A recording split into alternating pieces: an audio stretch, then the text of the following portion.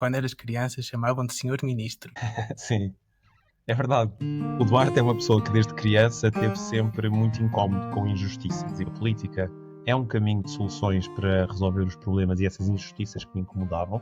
O que nós precisamos é de uma nova geração de políticos. Eu posso contribuir para que haja essa mudança, já que os atuais atores políticos não têm conseguido fazê-lo. Na verdade, não temos eleições livres. Não estou a dizer isto de ânimo leve. Várias pessoas, quando são contactados por uma sondagem, quando lhes perguntam em quem votaram em 2024 e a resposta é voto Portugal, e do outro lado dizem essa opção não é válida, escolha outro partido, isto é deturpar as sondagens. Nós devíamos garantir que a democracia não tem este tipo de interferências. Parece que o último de voto, às vezes, está tudo desfocado, menos a linha do PS e do PSD, porque ser europeísta no século XXI é muito mais do que reconhecer que o nosso lugar é dentro da União Europeia. É um plano para que Portugal possa ter o tipo de empregos e o tipo de vida que os portugueses procuram noutros países europeus, que é a aspiração de sermos um país como os melhores da Europa e do mundo. São dias muito aflitivos, sobretudo para qualquer humanista. Às vezes até parece que precisamos de ter menos coração para podermos viver no mundo em que vivemos. O direito internacional, entre eles os mandatos de captura que existem, são para ser cumpridos. É importante não ter uma visão demasiado simplista deste conflito. Não é só manter a chama do 25 de Abril viva, é de viver o 25 de Abril nos nossos dias. Nós, na verdade, somos mais do que uma chama, nós somos um choque elétrico de eletrificar o nosso sistema democrático. Faz falta uma nova geração de cidadãos e de políticos muito empenhados em transformar Portugal naquilo que eu diria que nunca foi, mas que todos sonhamos que um dia seja. O que faz falta é agitar a malta, o que faz falta. O que faz falta é libertar a malta, o que faz falta. Sejam bem-vindos ao 14º episódio do podcast O que faz falta, onde damos voz a quem não tem medo de mudar o mundo. Hoje trazemos um episódio especial dedicado às legislativas 2025. Embora não possamos ouvir todas as vozes, escolhemos conversar com uma das que, ainda fora do Parlamento, insiste em bater à porta e espreitar com ideias novas. Duarte Costa é o convidado de hoje, co-presidente do Voto Portugal, um partido que se apresenta como progressista, pragmático, pan-europeu e que tem na ciência, mais do que na ideologia, o seu mapa de orientação. Partilha a liderança com Inês Figueiredo, o que em si já é um gesto raro na paisagem política portuguesa, tão habituada a rostos únicos. Além de político, Duarte Costa é geógrafo, fez do estudo das alterações climáticas o seu ofício e já trabalhou com comunidades e políticas ambientais em vários lugares do mundo. É também católico praticante e, ao mesmo tempo, defensor dos direitos LGBTQIA+, do direito ao aborto e da dignidade humana sem rótulos nem exceções. Nesta conversa vamos tentar clarificar as principais propostas do Voto, mas também dar a conhecer o Duarte. Olá, Duarte, muito obrigado por teres aceito aqui o meu convite para o podcast O que faz falta. Olá, Luís, e obrigado pelo convite. É um enorme prazer e parabéns por esta iniciativa deste podcast. E este mês quero dar as boas-vindas a Ana Santo. Duarte, se eu volto a eleger 1 ou 2 deputados, assim, na melhor das hipóteses, onde é que se vai sentar no Parlamento? O Voto senta-se entre o PS e o PSD por ser um partido que está no centro, ou seja, disponível e interessado em falar com a esquerda e a direita nas boas ideias que possam haver dos dois lados e, sobretudo, nós termos este entendimento que as propostas que apresentamos, mais baseadas em evidências técnicas e científicas, como dizias há pouco, e menos numa cartilha ideológica mais de esquerda ou mais de direita, possam ser mais facilmente acolhidas pela esquerda e pela direita e dessa forma também contrariar a crescente polarização do nosso Parlamento, que nos tem arrastado para eleições demasiadamente frequentes. No entanto, vocês afirmam-se como progressistas e liberais. O que é que os distingue, por exemplo, da iniciativa liberal ou do LIVRE? A iniciativa liberal, começando por aí, apesar da palavra ser a mesma, a iniciativa liberal defende um liberalismo muito clássico e até bastante ideológico, ou seja, defender ideias porque são liberais e não necessariamente porque sejam as mais eficazes. O Voto não segue essa linha clássica do liberalismo. Nós somos liberais no sentido liberal social, digamos assim, se quisermos falar em termos mais académicos ou teóricos da nossa forma de liberalismo. Nós acreditamos numa sociedade livre, em que as pessoas são livres de serem quem são, amarem quem quiserem amar, e precisamos de um Estado social e um Estado regulador que garante essas liberdades individuais. Por outro lado, também acreditamos no mercado livre, ou seja, como um espaço em que as pessoas têm a facilidade de empreender, de lançar novos negócios ou novos projetos, e esse empreendedorismo produzir inovação, produzir novos serviços e produzir novas respostas para as nossas necessidades enquanto coletivo. Para isso acontecer, é preciso que esse mercado livre seja verdadeiramente livre, ou seja, não tenha os bloqueios de um Estado, de um mercado mais estatizado, como, por exemplo, defende o LIVRE, que também faz parte da pergunta que me fizeste, mas ao mesmo tempo que esse mercado livre seja livre, isso significa que seja responsável. Ou seja, é preciso haver um Estado regulador para garantir, por exemplo, a responsabilidade social e ambiental de quem opera nesse mercado, para garantir que os benefícios dessa liberdade não colidem com os outros valores importantes, como a igualdade social, como a transição climática e como o respeito pelo nosso planeta. Comecei por aqui porque no meu debate dos meus subscritores algumas pessoas perguntaram o que é o voto e foi um bocadinho para situar. Queria fazer também outras perguntas para além da política. Quem é que o Duarte enquanto pessoa? E para te apresentares, quem não te conhece, tem aqui uma nota que quando eras criança chamavam de Senhor Ministro. Sim, é verdade. Bom, começando, quem é o Duarte? O Duarte é uma pessoa que desde criança teve sempre muito incómodo com injustiças e, portanto, quando eu via na escola tomar uma decisão que é injusta para alguém ou que nos prejudica a todos só porque é mais conveniente, eu nunca deixei de levantar a minha voz e às vezes até para prejuízo próprio. Sabemos bem em Portugal como é que é quando alguém decide criticar o que é estabelecido, muitas vezes apanha por tabela, isso aconteceu muitas vezes. E depois eu, na minha turma, lembro-me no 6º ano de me chamarem Senhor Ministro porque eu levantava a mão e participava nas aulas e fazia intervenções mais políticas, por exemplo, criticando a ação do governo sobre determinadas políticas ou dizendo que um determinado tema poderia ser resolvido se tivéssemos outras políticas que não estávamos a ter. E isto eu ia apreendendo essa visão, não só por as conversas que às vezes ouvia a minha mãe, que é professora em casa, a partilhar, ou seja, em termos de políticas de educação, mas também por sempre me interessei, sobretudo na parte ambiental, por perceber o que é que estava a ser feito e o que é que outros diziam que poderia ser feito e não estava. E, portanto, sempre percebi que a política é um caminho de soluções para resolver os problemas e essas injustiças que me incomodavam, mas também não tinha assim muita crença, muita convicção nos políticos os políticos mais tradicionais e da altura, e que não são muito diferentes dos de hoje, no espaço tradicional. E só mais tarde, quando chegou ali a 2019, e aliás, 2019, 2020, quando tivemos aquelas grandes manifestações pelo clima, que de repente, eu que trabalhava nessa área já há quase 10 anos, e sempre achei que nunca o mundo se ia preocupar com o planeta, porque o mundo sempre se focou muito em questões mais imediatas e mais económicas, e de repente falava-se muito de alterações climáticas e eu tive muita esperança. Mas logo de seguida perdia, quando veio a pandemia e de repente já se justificava tudo em prol da pandemia e afinal a transição climática poderia ficar para as calendas. Um pouco como estamos a viver agora com este apagão, que de repente afinal queríamos era ter centrais termoelétricas a carvão e que não importa a redução de emissões, não importa compromissos ambientais, o que importa é que não falha energia. E isso é falso, porque também essas centrais termoelétricas não iam ter esse efeito. Portanto, nessa altura, foi o momento em que eu estava verdadeiramente indignado e frustrado como é que estes políticos são os vira-casacas que dizem uma coisa e assim que vem outro problema, de forma eleitoralista, dizem outra. E aquilo que eu descobri que era a melhor forma de eu canalizar essa frustração e essa indignação, em vez de simplesmente os criticar cá em casa e no café, como via a minha mãe fazer, que nunca foi uma pessoa ativamente envolvida na política, foi: calma, isto não vai mudar, estas pessoas vão ser sempre as mesmas, mesmo que venham outras, vão reproduzir as mesmas formas de estar na política. O que nós precisamos é de uma nova geração de políticos.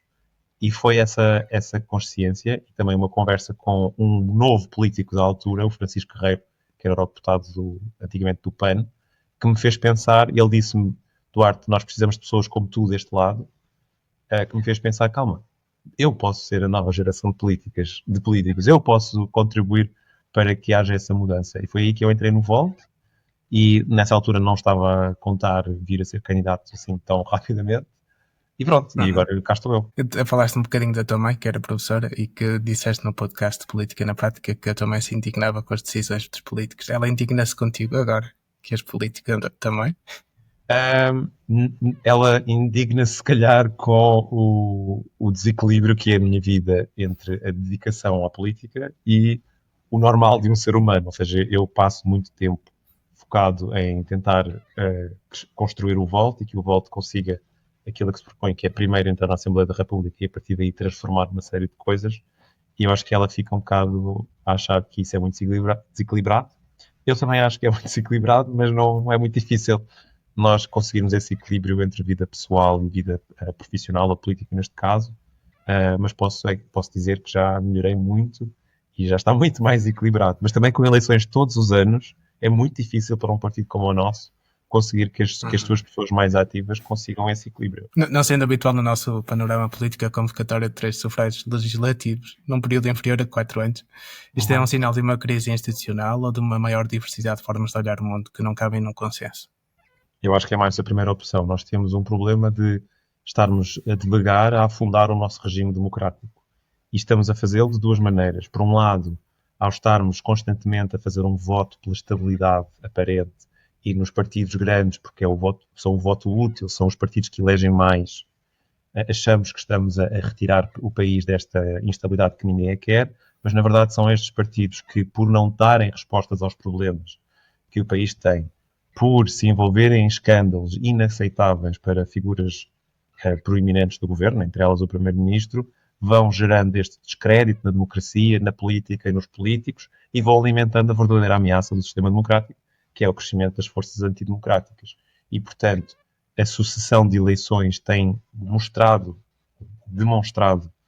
a incapacidade da esquerda e da direita, sobretudo do PS e do PSD, de se entenderem em prol de algo maior, e esse desentendimento regular leva-nos a eleições muito frequentes, a instabilidade política e, sobretudo, a um custo de oportunidade enorme, porque nós estamos a atravessar uma fase em que Portugal tem bastantes recursos. Nós tivemos um crescimento económico acima da média europeia, temos um PRR que tinha uma grande injeção de capital no nosso país, tivemos excedente orçamental, tivemos aumento de receitas fiscais em resultado da inflação. Ou seja, temos bastante dinheiro a circular em Portugal, também por causa da aposta que foi feita no turismo, gostando mais ou menos de estar a dar dinheiro ao país. Mas como é que esses investimentos têm traduzido em melhoria da qualidade de vida das pessoas e, sobretudo, melhoria dos rendimentos? Muito mal. Ou seja, estamos melhor economicamente, mas não o sentimos na pele. E isso é uma das coisas que o Volt quer conseguir contribuir para mudar, já que os atuais atores políticos não têm conseguido fazê-lo. Já vamos chegar a essa parte, mas antes disso queria só referir que nos últimos anos temos visto a crescer uma extrema-direita bastante forte e partidos como de direita também têm adaptado o seu discurso. Como é que o Volt vê este fenómeno e quais são as propostas para fortalecer algumas das bandeiras como a agenda climática e também como a ter esta polarização política que tem afetado também a ação climática, mas não só em Portugal e na Europa? A melhor maneira de combater a extrema-direita é ter políticas que as pessoas ficam orgulhosas delas, porque resolvem problemas, porque melhoram a vida das pessoas. Acho que sempre que fomos capazes de o fazer, isso trouxe uma confiança que a democracia tem capacidade de resolver os nossos problemas e de ser eficaz e próxima dos cidadãos. Eu sei que isto pode parecer muito clichê, mas isto é perfeitamente possível. Nós conseguimos fazê-lo no passado com alguns dos problemas que tivemos, seja com a pandemia, seja com mesmo com o problema de ontem do apagão, conseguimos resolver isso sem um grande caos. Isso dá-nos confiança que não precisamos de basicamente tirar tudo pelos ares e escolher um partido do ódio e da divisão. Como é que o Volt se propõe a fazer isso? Com um pouco o que tu disseste no início do podcast, ou seja, nós acreditamos que o combate ao populismo faz-se com políticas que funcionam e, portanto, têm que ser mais baseadas em evidências científicas e boas práticas, em especial do resto do continente europeu, do que propriamente numa cartilha ideológica muito amarrada a uma visão de esquerda ou de direita que é indiferente quase à realidade imediata dos problemas e das pessoas. E depois é preciso também dar mais voz às pessoas. As pessoas sentem-se muito distantes da política, não querem sequer falar sobre política. Eu sinto muito isso nas ruas quando falo com as pessoas e uso a palavra política. Tento substituir a palavra política pela palavra democracia, porque a democracia meio que nos impele ao compromisso e ao nosso dever como cidadãos, e a política parece que é algo distante e de uma classe política interessada noutras coisas e não nas pessoas. É preciso dar mais voz às pessoas nesse sentido e fazê-las sentir que têm poder, porque de facto o poder está nas pessoas e sobretudo quando temos eleições a todos os anos, esse poder sai até reforçado. O problema é quando as pessoas se demitem desse poder ou também são conduzidas a usar o seu poder de uma forma que não é alinhada com os seus interesses mais profundos. Por exemplo, quando as pessoas são empurradas por uma leitura que a imprensa nos dá, que só há estes partidos que já as pessoas já conhecem e com os quais não reconhecem grande valor, isso condiciona as pessoas. Deveria haver um debate muito mais amplo das opções todas que estão no boletim de voto e também das soluções para cada tema. Ou seja, se eu, enquanto cidadão, estou muito incomodado, por exemplo, com a crise da habitação, eu preciso que a comunicação social, que o debate público que existe na sociedade, não só na comunicação social, esclareça o que é que está em cima da mesa. Se eu votar mais à esquerda, quais é que são as propostas e que consequências é que elas têm? Se eu votar ao centro e se eu votar à direita, o que é que acontece? E que partidos é que, por exemplo, vão reverter aquilo que... ou vão andar em linha contrária daquilo que eu quero. Se houver isto de forma muito clara e muito explícita, as pessoas percebem que aquilo que temos em Portugal é da nossa responsabilidade porque é consequência das nossas escolhas políticas. Mas és crítico dos modos em que os debates estão a ser feitos, por exemplo? Também vi uma crítica que fizeste nas redes sociais acerca das sondagens em que nos inquéritos que faziam não colocavam o voto como uma opção. Sim, eu sou muito crítico porque, na verdade, não temos eleições livres. E isto, eu não estou a dizer isto de ânimo leve, é factual. Eu ando nas ruas e quando as pessoas têm um entendimento que é o entendimento muito deturpado, que só existem partidos com assento parlamentar que não votam num partido porque não conhecem, e não conhecem não é porque nós fazemos o que está ao nosso alcance, podemos fazer mais e melhor, mas nós fazemos o que está ao nosso alcance com os meios também desiguais que temos. Não há eleições livres porque são um conjunto de pessoas que definem os critérios editoriais dos grandes órgãos de comunicação em massa, em especial as televisões, que dão um entendimento da realidade. E depois temos outras coisas que deturpam o entendimento da realidade. Nesse caso, as sondagens.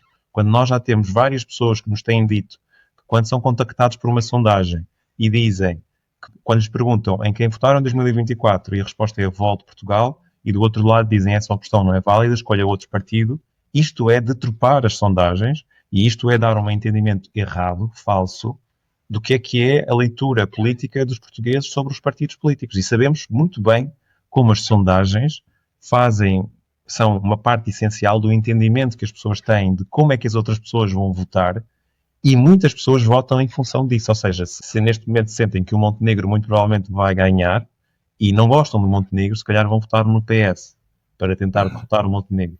Mas provavelmente até se identificam mais com as políticas e com aquilo que o Volt traz do que o PS e vice-versa. Embora se calhar se identifique mais com outros tipos de partidos e propostas.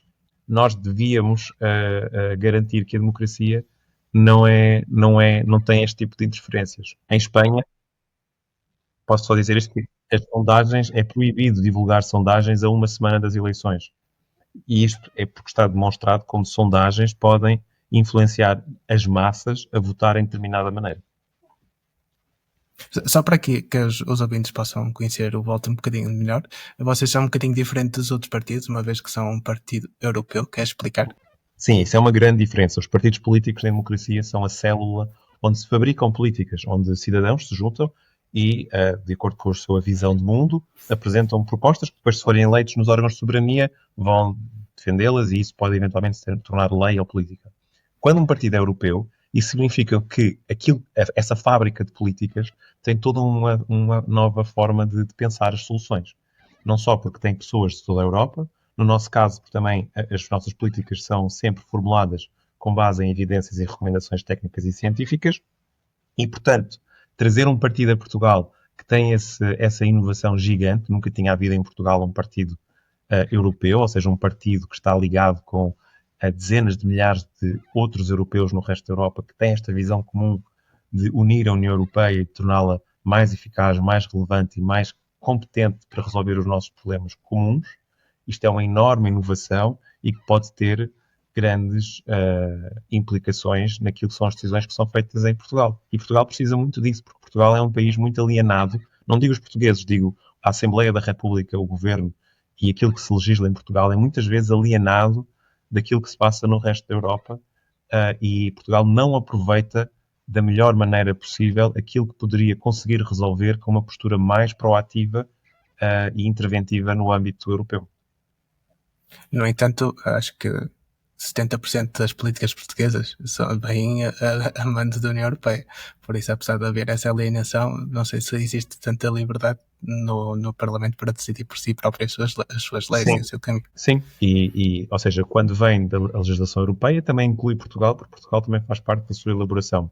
O que eu quero dizer é que quando nós, por exemplo, temos uma crise da habitação que é resultado de décadas de subinvestimento em habitação pública, nós precisamos de, no âmbito europeu, e também porque há outros países europeus, nem todos, mas há outros países europeus que também enfrentam esta crise, nós precisamos de garantir que há mais investimento em habitação e, eventualmente, utilizar fundos europeus, não os mecanismos atuais de coesão, mas, por exemplo, dívida europeia para um plano europeu de financiamento de habitação pública para corrigir estes problemas, sendo que a dívida europeia é mais barata de pagar, porque há mais capacidade de pagar de volta. Por exemplo, quando nós temos grandes corporações multinacionais, como as digitais, a Google, a Meta e outras, que não pagam o seu fair share de impostos na União Europeia, porque conseguem navegar nas diferenças dos sistemas fiscais nacionais, e, portanto, estão sediadas na Irlanda ou nos Países Baixos para pagar menos IRC, mas depois os seus funcionários estão mais, se calhar, no Luxemburgo para pagarem menos IRS, e depois conseguem navegar nestas nuances. Se nós tivéssemos um Ministério das Finanças europeu, que cobra um valor igual para qualquer empresa que opera neste que é o maior mercado comercial do mundo, ou seja, nós podemos cobrar impostos altos aqui, porque nenhuma empresa vai querer não operar na Europa. É o maior mercado comercial do mundo para estas empresas. E, portanto, nós poderíamos, em vez de estar a subcobrar estes impostos, que obviamente depois temos que sobrecobrar aos outros a quem conseguimos cobrar, poderíamos ter essas inovações. E Portugal só tem a ganhar em exigir isso da União Europeia e em negociar isso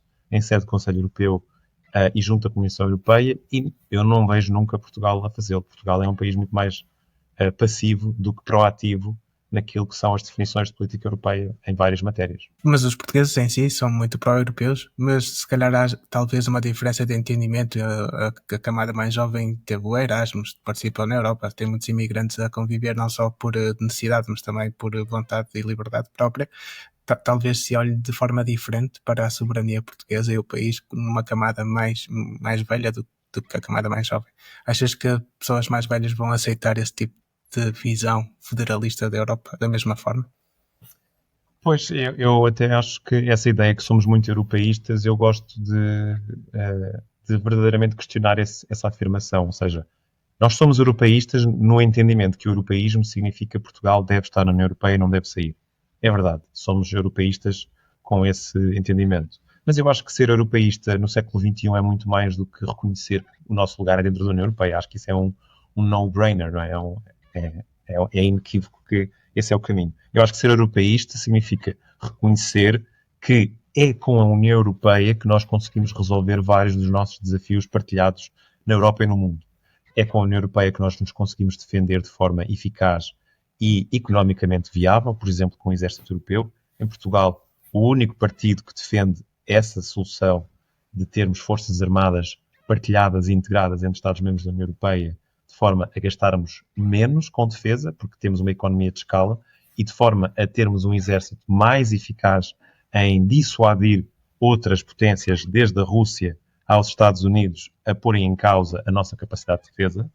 Só o Volt defende isto em Portugal. Portanto, nesse aspecto, nenhum partido é europeísta como o Volt. E se o Volt não tem uma larga expressão em Portugal, eu pergunto aos portugueses se de facto somos europeístas assim, a esse ponto de reconhecermos a importância da defesa, a importância que a União Europeia pode ter numa melhor resolução dos nossos problemas. E há outros temas, já falei aqui da questão da cobrança de impostos às multinacionais e da digitalização. Um outro tema muito importante, que é o da imigração. Nós temos um crescimento da população imigrante na Europa, não temos uma população imigrante muito grande no contexto geral da União Europeia, mas como temos uma gestão muito nacional e dependente de processos altamente nacionais, apesar das fronteiras não serem nacionais, as fronteiras mesmo para os imigrantes são semi-nacionais, semi-europeias. Esta gestão é nacional. E o que é que acontece? Temos países que têm uma sobrecarga de imigrantes. Portugal já começa a ter essa sobrecarga no sentido em que crescemos muito rapidamente e essa população está muito concentrada em algumas áreas e isso começa a gerar tensões com a população local. Isso é observável, apesar de, atenção, nós precisamos destes imigrantes porque temos vários setores de atividade que dependem desta mão de obra.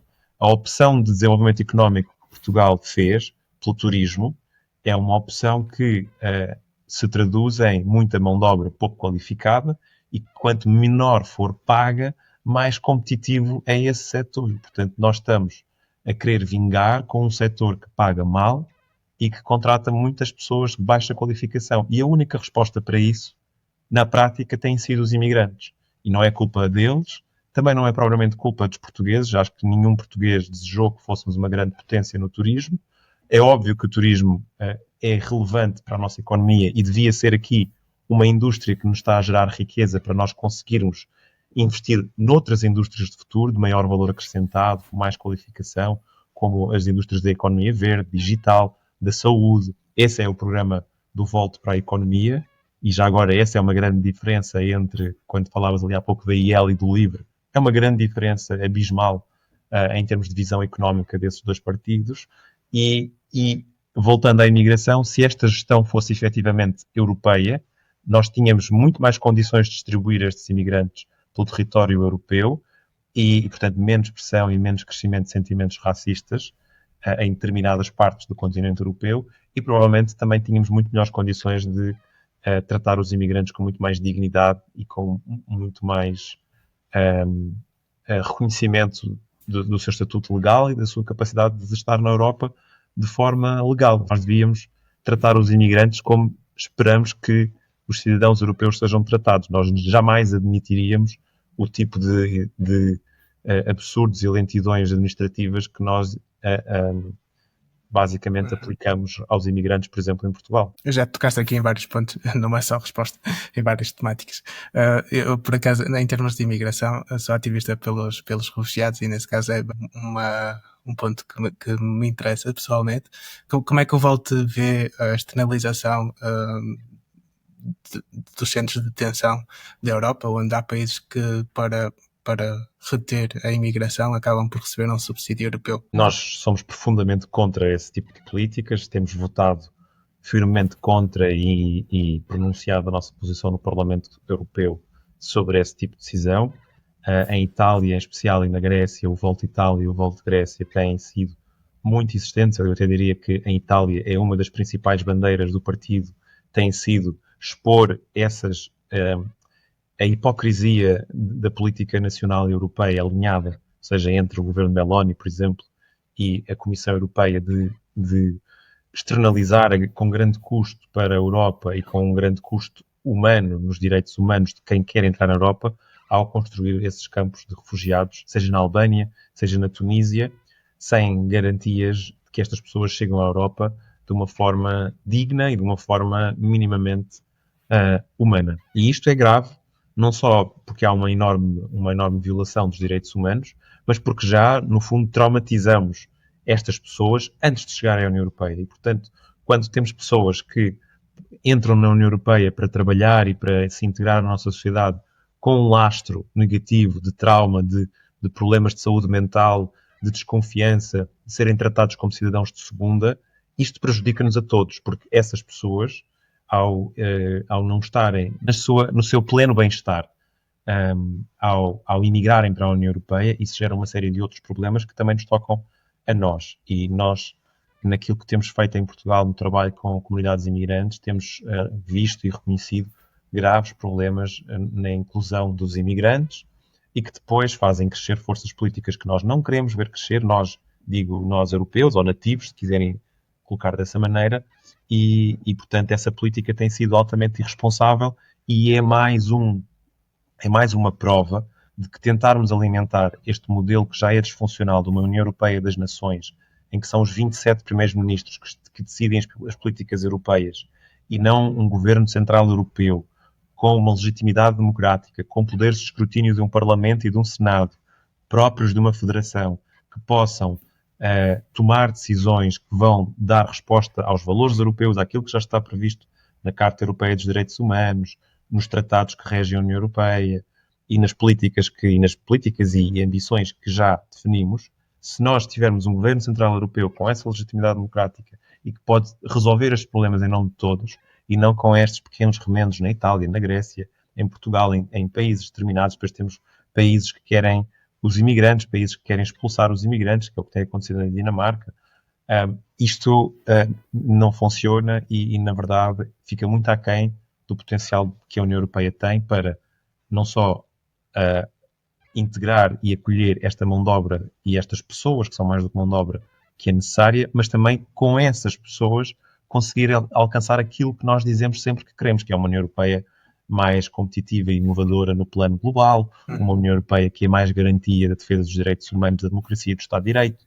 Mas então, mas como é que isso se faria, uma vez que estamos num Conselho Europeu que já tem algumas regras? Como é que isso seria? Como é que se tornaria a União Europeia uma federação, no fundo? Porque não vai ao encontro da sua gente. Portanto, a primeira, por acaso eu discordo dessa última coisa que disseste pelo seguinte: os pais da União Europeia, digamos assim, da Comunidade Europeia, Robert Schuman e outros, Jacques Delors, todos eles eram europeístas. Também em Portugal, Pinto Balsemão, Mário Soares, grandes figuras do europeísmo em Portugal, Ana Gomes, são todos europeístas. Eu acho que não são federalistas. Não, são todos federalistas, perdão, o que eu queria dizer é que são todos federalistas. Não são. A União Europeia sempre se percebeu que, claro que não vai ser uma federação do dia para a noite, isso não faz sentido, nada muda do dia para a noite, nós não implementamos uma moeda única do dia para a noite, levou-se muitos anos para isso acontecer. Nós também não implementámos, não passámos de união comercial e económica para a união política do dia para a noite. E uma federação não será do dia para a noite. Mas como é que o podemos fazer? Em primeiro lugar, é preciso trazer esse debate para dentro dos parlamentos. Do europeu, já temos 5 deputados do Volt a fazer esse trabalho no Parlamento Europeu e precisamos de mais capacidade para mobilizar essa transformação, e debates também nacionais. E quanto mais parlamentos nacionais tiverem vozes claramente federalistas, esse debate vai cada vez mais acontecer. Depois, é possível fazer passo a passo. Por exemplo, da mesma maneira que há uma zona euro dentro da União Europeia, nós também poderíamos ter uma federação europeia dentro da União Europeia. Ou seja, podemos ter um conjunto de países que inicialmente está disponível para partilhar de forma democrática um conjunto de funções soberanas. Por exemplo, a defesa, as relações externas, a cobrança de impostos federais, digamos assim, alguns temas de segurança, por exemplo, termos uma polícia federal que complementa com polícias nacionais para este tipo de crimes e de ameaças, como eventualmente a ameaça, o problema de ontem, que ainda não se sabe se foi um ciberataque. Nós podemos ter essas forças de segurança federais que têm mais capacidade de supervisionar uma área que vai além das fronteiras nacionais. É mais do que cooperação entre polícias nacionais. E há outras áreas... Só interromper porque poderá ter sido mesmo algo relacionado com a atmosfera. Sim, um fenómeno atmosférico. Não sabemos se foi... Sabemos o que aconteceu, ou seja, houve uma enorme carga de alta tensão ou uma falha associada a um fenómeno de alta tensão muito atípico. O que me parece é que para haver um fenómeno desta gravidade que consegue derrubar completamente 2 sistemas nacionais que têm vários mecanismos de segurança para travar uma falha, para que ela não se alastre ao longo de um sistema, para ter este nível de gravidade que tenha derrubado todo o sistema, é que o sistema foi abaixo no sentido de ir a zero. As próprias centrais elétricas desligaram-se. E isso foi outro problema que para religar o sistema, é difícil voltar a ligar uma central elétrica do zero quando também não tens tensão na rede. Pronto, mas isso para dizer que a possibilidade de ter havido um ataque propositado não foi excluída por ninguém. E a informação que eu tenho até este momento é que ninguém exclui essa informação e, inclusive, a NATO está sob alerta por causa deste incidente. E, portanto, pode haver essa suspeita. Eu também não quero alimentar falsas teorias. O que estou a dizer é que não excluamos essa possibilidade. Até porque essa possibilidade, independentemente do que aconteceu ontem, sabemos que é real e vivemos em tempos de guerra e que há novas formas de guerra nos tempos em que vivemos. Portanto, se houver um conjunto de países que decidam que vamos partilhar este tipo de funções soberanas, garantindo uma legitimidade democrática com os nossos cidadãos, e vamos ver como é que isto beneficia não só a qualidade dessas decisões, como o custo associado, isto é um caminho para progressivamente termos uma federação. Há países que estão mais propensos a isso, e sobretudo lideranças nacionais. Não significa anular os governos nacionais, até porque numa federação existem governos de Estado, de cada Estado-membro. Significa, sim, partilhar a soberania num conjunto de funções que se veja que melhora não só a qualidade das respostas, como também o custo associado e a eficiência com que se tomam essas decisões. Vou-te dar só um exemplo prático. Nós olhamos para a nossa comida de forma identitária e muito protecionistas e nacionalistas. Como é que vemos depois interferências europeias para mudar a nossa alimentação? Por exemplo, há uma imensa resistência e, nesse sentido, a minha questão é: há muita gente que se vai opor porque pensa que a soberania é posta em causa. Eu percebo e reconheço que sempre que se fala de federação, rapidamente estamos a falar de cultura e preservar a nossa cultura, o que é fundamental, e fico mesmo contente porque normalmente nunca se fala sobre preservar a cultura e apostar na cultura. Eu acho que se tivermos uma federação que tem mais capacidade de, por exemplo, garantir a nossa segurança energética, alimentar, a nossa autonomia, independência externa, nós temos mais garantias de, por exemplo, de assegurar que temos aquilo que precisamos para produzir a nossa comida. Uma federação não vai dizer o que é que as pessoas podem ou não podem comer, o que é que as pessoas ouvem ou não ouvem de música, ou que expressão cultural e artística cada país deve ter. Não significa deixarmos de ser Portugal e deixarmos de ser um país. Continuamos a ser um Estado, da mesma maneira que em países federais, como no Brasil, ou na Suíça, ou noutros vários exemplos do mundo, cada unidade da federação tem a sua identidade e a preservação dessa identidade depende daquilo que esse Estado e essas pessoas e esta indústria cultural, se quisermos dizer, vai fazer para preservar esse património. Eu acho que se tivermos, por exemplo, uma transferência de responsabilidades para o nível europeu, com financiamento próprio a partir desse Ministério das Finanças europeu, poderemos ter mais recursos nacionais que depois são alocados para essas políticas nacionais. Por exemplo, para a cultura, que nunca tem um orçamento como deve ser para fazer políticas culturais que não só preservem, mas promovam.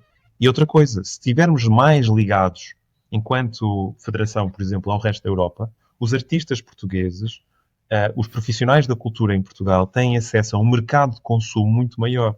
E internacionalizar aquilo que é feito em Portugal no plano artístico e no plano cultural significa tornar economicamente mais viável esse setor, significa mais pessoas apreciarem e valorizarem aquilo que é nosso em Portugal, e isso são tudo fatores de garantia que a nossa cultura vai viver mais tempo e mais de forma mais partilhada. Quanto mais estivermos fechados nós próprios e dependentes da senhora lá na aldeia que faz que tem aquele artesanato que quando ela morrer se calhar vai terminar, isso é que é um problema. Agora, se aquele artesanato for apreciado por dezenas ou centenas de milhões de pessoas na Europa, com certeza que haverá mais pessoas a querer aprender aquela arte e produzi-la e fazer dessa arte não só uma imagem identitária de Portugal e da Europa, mas também um negócio ou uma atividade cultural, sem ser negócio lucrativo, digamos assim, mas uma atividade que tem futuro. O Volta é um partido jovem, queria falar um bocadinho sobre a juventude.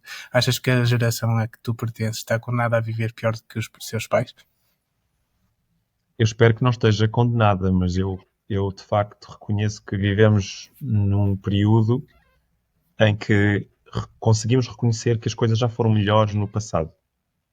Não sei se todas as pessoas que nos estão a ouvir concordam. E quando eu falo no passado, falo há 10 anos, há 20 anos. Quando nós vemos, por exemplo, que hoje é mais difícil ter um SNS que funciona, inclusivamente o próprio 112 está em causa. Nós, no ano passado, tivemos 112 mil chamadas para o 112 que nunca chegaram a ser atendidas. Isto significa 8% de todas as chamadas, enquanto que em 2021 e antes, o normal era 0,1%. E depois há outros problemas. Por exemplo, quando hoje Portugal é o pior país da Europa em termos da relação entre salários, rendimentos e o custo da habitação, e, portanto, dificultamos a saída da casa dos pais, ou mesmo a saída para uma vida independente, que não seja dividir casa com outros adultos, isso é um retrocesso. Nós estamos condenados a viver pior do que os nossos pais se nós não conseguirmos melhores políticas e melhores resultados daquilo que sai da política. E que 3 medidas consideras essenciais? 3 medidas que tu consideras essenciais para combater a precariedade e dar condições dignas aos jovens e também ao país, no fundo. Para a habitação, o que nós queremos é que, quando há uma das medidas mais icónicas, é garantir que, num novo projeto imobiliário, 60% desse projeto seja dedicado à habitação pública e cooperativa, se estivermos a falar de uma zona de alta pressão habitacional. Isto porque só dessa maneira que garantimos que toda a nova construção ou todos os novos projetos imobiliários vão efetivamente dar acesso a mais pessoas que não têm a habitação pública acessível. Eu ainda este fim de semana estava em campanha no Saldanha, aqui no centro de Lisboa, e estávamos ao lado de um prédio em construção. E eu perguntava às pessoas, aquele prédio está em construção, costumamos dizer que há falta de habitação em Lisboa. Acha que quando aquela obra terminar vai conseguir comprar ali uma casa? Todas as pessoas diziam que não. Ninguém consegue comprar uma casa no Saldanha. No entanto, quando fala de Saldanha, fala de vários bairros do centro de Lisboa, do centro do Porto e de outras cidades. Portanto, o problema não é falta de construção, nem sequer falta de casas. O problema é que os projetos de desenvolvimento não asseguram essa habitação acessível. E, portanto, as ideias mais à direita de que o que é preciso é mais construção não funcionam. E as ideias mais à esquerda de que o que é preciso é tetos às rendas também não funcionam, porque tetos às rendas reduzem a oferta e até podem ter o efeito reverso de subir essas rendas em zonas fora das zonas de alta pressão habitacional.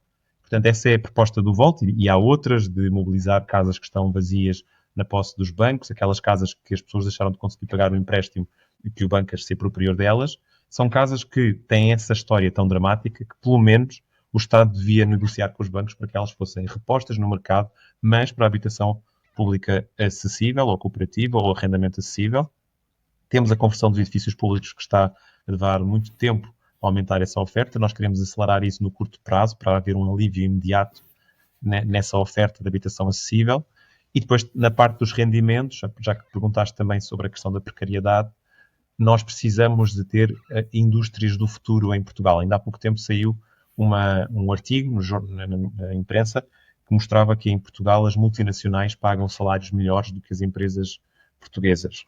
E isto é indicativo, há vários tipos de multinacionais, mas é indicativo de que uma empresa, quanto mais sucesso tiver na sua operação, mais vai investir em cativar a sua mão de obra, não é? Os seus recursos humanos. E isso é um fator de competitividade também, ter uma mão de obra e uns recursos humanos estáveis e motivados. E nós queremos isso. Nós, por exemplo, queremos baixar o IRC, mas em função das empresas subirem o salário médio. Isto é uma forma de o governo subir o salário médio, já que isso não é possível subir por decreto. Nós queremos também baixar o IRC para as empresas inovadoras na área verde e digital, para conseguir atrair investimentos que geram postos de trabalho nessa área. E aquilo que pode acontecer em Portugal, que seria transformar Portugal numa Dinamarca ou numa Holanda, seria, ao termos mais empresas que atuam nesses setores, esses setores absorverem a mão de obra de setores que atualmente são mal pagos em Portugal, e isso obrigar esses setores que neste momento pagam mal a ter que pagar melhor. Também, obviamente, com mais setores que são mais produtivos e que geram mais riqueza, isso capta mais riqueza ao país e, portanto, gera uma capacidade para todas as empresas, todos os setores, poderem pagar melhor. No fundo, é um plano para que Portugal possa ter o tipo de empregos e o tipo de vida que os portugueses procuram noutros países europeus, mas que se calhar até gostavam de poder ter em Portugal e de simplesmente ficar se não houvesse essa enorme diferença. Deixa-me só aqui referir que entre 16 e 24 anos o desemprego chegou aos 19% em janeiro, sondagem de janeiro. Achas que isso são medidas suficientes para corrigir esta situação? O 20% é algo que estamos a caminhar para os tempos da Troika, é um dado já um bocado relevante. Portugal sempre teve um problema de desemprego jovem e uma das formas de combater este desemprego, e que também para nós é muito importante, é a aposta na educação e nas qualificações. Nós precisamos de um sistema nacional de educação que não simplesmente dá escolaridade às pessoas, mas que aposta, por exemplo, em pessoas que têm capacidade de pensamento crítico, de liderança, de trabalho em equipa, de projetos aplicados nas escolas que depois permitam a essas pessoas realizar essa forma de estar no trabalho em Portugal, o ensino técnico e o ensino vocacional, para colmatar uma série de falhas que temos no nosso mercado laboral. Essas transformações no sistema de ensino têm sido muito lentas e eu acredito que, e no Volt acreditamos que uma das melhores formas de redistribuir riqueza, e nesse plano de geração de desenvolvimento económico que falei há pouco, é reinvestir essa riqueza em serviços públicos outstanding, ou seja, completamente excepcionais. Dar a oportunidade a qualquer pessoa, independentemente da sua origem social e económica, e através do sistema de ensino, de descobrir o seu talento e de implementá-lo na nossa sociedade, seja de forma empreendedora, seja de forma aplicada a uma outra empresa ou a um outro serviço que já exista, é essencial para o sucesso coletivo de Portugal. Quando olhamos para países como a Finlândia ou a Suécia, ou países que não têm os recursos que nós temos, os recursos de clima e os recursos naturais, que Portugal até tem, alguns, e entre eles a qualidade de vida de termos o clima, a praia, o património natural, esses países, o grande recurso que têm é a sua população, são as pessoas. E aquilo que essas pessoas conseguem fazer e o nível de produtividade que conseguem coletivamente entregar. E, portanto, essa deve ser a nossa referência, a nossa proposta para reformar o sistema de ensino português inspira-se muito no sistema finlandês, que é um dos mais elogiados no mundo, e ter um partido europeu em Portugal serve também para isso, para trazer à política portuguesa, nem que seja a perspectiva, que depois os outros partidos terão que explicar porque é que não eventualmente a rejeitariam, mas para trazer essa possibilidade de termos partidos a propor nos órgãos próprios de soberania propostas que nos aproximam dos melhores da Europa. Os jovens têm muita sede de mudança e vê-se isso pela maior participação nas eleições, pelo menos nas últimas, com resultados que nem toda a gente gostou, mas existe essa vontade, creio eu, e por isso é que eu vou insistir um bocadinho mais aqui acerca da juventude. É preciso uma certa estabilidade. Um jovem hoje precisa de 70 anos de salário médio para comprar uma casa em Lisboa. Como é que se faz isso? A minha questão é, para um jovem que mora na margem sul, em que não tem as mesmas condições, como é que se faz isso? Como é que se consegue chegar lá? É só dar condições necessárias às empresas para contratar mais pessoas? Achas que isso é suficiente? Há várias coisas que são possíveis fazer. Quando um jovem vive numa economia que começa a gerar cada vez mais riqueza porque consegue internacionalizar aquilo que produz com um maior valor acrescentado, isso começa a atrair novos investimentos para Portugal. Esses novos investimentos vão criar novas vagas de trabalho e, portanto, o jovem da margem sul, que se calhar depende de trabalhos mal remunerados ou um bocadinho mais remunerados, mas longe de casa, no centro de Lisboa, que leva muito tempo a chegar porque não há bons transportes públicos, por exemplo, de repente começa a ter outras oportunidades de trabalhar remotamente, de trabalhar em outras áreas que são melhor pagas, isto no curto prazo, e essa riqueza que esse investimento gera pode ser depois reinvestida, por exemplo, em termos de redes de transportes públicos muito mais eficientes, em que esse jovem já pode considerar mais ofertas de trabalho, porque, na verdade, viver na margem sul ou no centro de Lisboa não faz assim tanta diferença em termos de qualidade de vida, mas podendo chegar a outros destinos, e eu estou a falar do centro de Lisboa, mas até pode ser a outras partes do país que passam a ser mais interessantes para essa atração de investimentos, isso transforma. É isso que nós também não podemos prometer mudanças milagrosas no nosso país, porque aquilo que as políticas nacionais podem alcançar é esse tipo de mudanças. O que nós podemos pensar é que, no momento em que vivemos, são precisas mudanças de curto prazo, são precisos alívios de curto prazo para problemas que doem muito, da crise da habitação aos rendimentos longe daquilo que o poder de compra necessita de ser para dar resposta ao custo de vida, mas também à crise dos transportes públicos, que demora muitas vezes o triplo do tempo de viagem que a pessoa se deslocar de carro. Nós precisamos de, no curto prazo, ter soluções que aliviam essas dores, mas sem perder de vista o longo prazo, porque é no longo prazo que nós vamos construindo passo a passo a transformação mais profunda do nosso país, que nos aproxima dos melhores da Europa e que nos dá resposta a essa grande aspiração que eu acho que os jovens têm e que eu peço para nunca perderem, que é a aspiração de sermos um país como os melhores da Europa e do mundo. E essa aspiração faz falta na política e faz falta ser expressa no voto dos portugueses, para que Portugal não continue neste afundar lento de entre PS e PSD simplesmente distribuirmos dinheiro entre os seus eleitores para mantê-los no poder, perdermos as oportunidades que tivemos ao longo destes últimos 10 anos de uma situação económica mais positiva e perdermos esse superávit, digamos assim, porque até se resultou mesmo em excedente orçamental, para investir num futuro melhor. E isso, quem gosta de história sabe que isso marca a nossa história desde 1500. Desde que fomos líderes no mundo, por termos sido corajosos e audaciosos e muito ambiciosos na visão do mundo, pensámos, Espanha, não temos por onde ir, vamos explorar para o outro lado, vamos para o mar e vamos ver o que é que encontramos e vamos colocar o que acharmos lá neste mercado europeu e vamos ser o principal interposto de comércio mundial.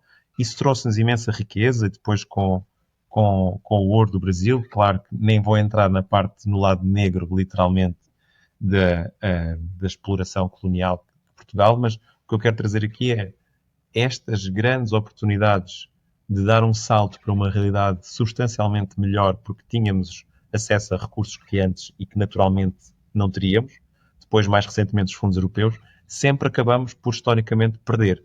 E precisamos de, em algum momento, em alguma geração de portugueses, mudar essa trajetória e sermos portugueses que, calma lá, agora que estamos com um tempo de vacas gordas, vamos aplicar isto de uma forma diferente, vamos ter visão de longo prazo e vamos transformar a nossa realidade na realidade dos melhores do mundo e da Europa. O que é que te faz acreditar no povo português neste momento?